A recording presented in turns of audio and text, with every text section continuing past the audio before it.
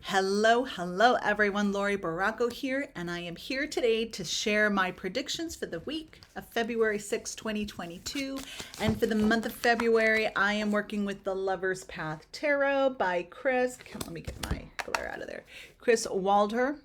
And this is such a lovely deck. I invite you to get this one for your collection if you don't already own it. It's been around for a really long time. And just the cards are just gorgeous. Here's the back of the card. Here is a sample of one of the cards, and each card has the energy of a pairing of lovers. And so that's in the reference book.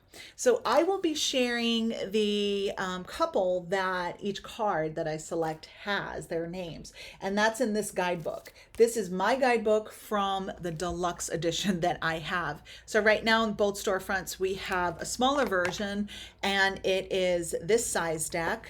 And this is the book. It still comes with the book that will give you the references, and it also has a layout here. So I just want to point that out. Anywho, let's get started and let's see what the collective energies are for this upcoming week. I'm going to give my cards a little bit of a shuffle. We're going to take it from there. Okay. All right, so I'm pulling one from the top, one from the middle, and one close to the back here. Okay, let's see what we've got.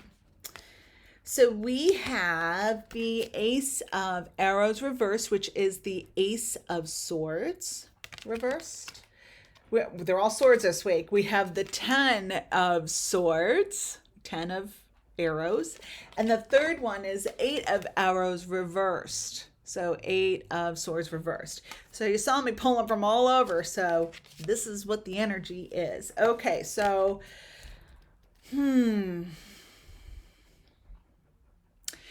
it does feel like this week there is a lot that's going to be going on within our mind and our thoughts, and we might find that we're having foggy mind, foggy head, not being able to be clear, maybe with our communication, maybe not being able to wrap up and complete some of the challenges that we've been experiencing. And the advice from Spirit is to remember to breathe, to not get too far ahead of yourself, and to know that this too shall pass. And they also want me to point out that often our mind focuses and worries about things that haven't come yet to manifest, to be. And so this is that reminder, okay? So that we may not also know why we're feeling really off and why we're off center or why we're scattered or ungrounded. And then then you have your 8 reverse, which is saying that it may be with this feeling, this experience may be with us for a little while. And then we have that 10 of Swords too, saying that it'll pass. Like, it's not going to get much more, you probably won't be much more uncomfortable than where you're at right now.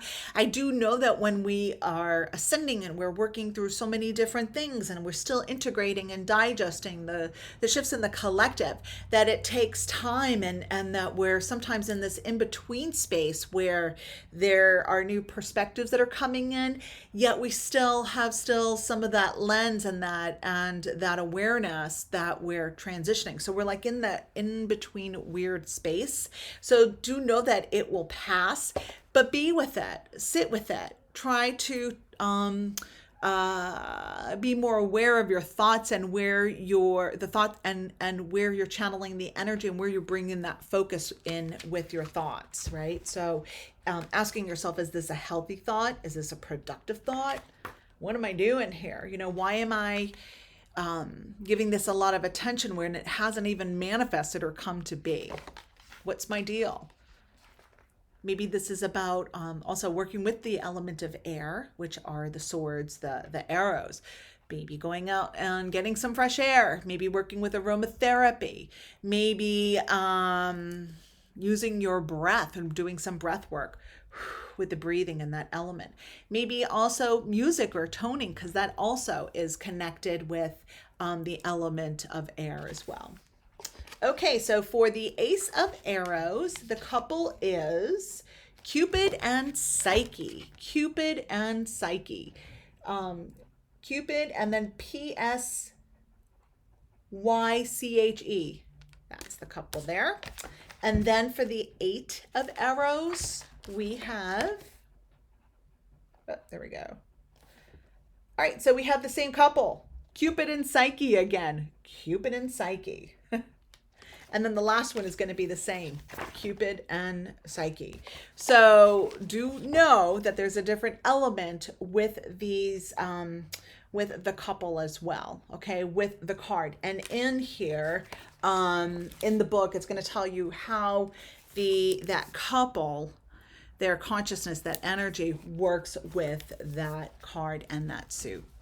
All right, so find your center. Remember, thoughts are not always things, but they can become things if we give them energy and attention. All righty, everyone. I am Laurie Barraco. Thank you so much for tuning in. Namaste.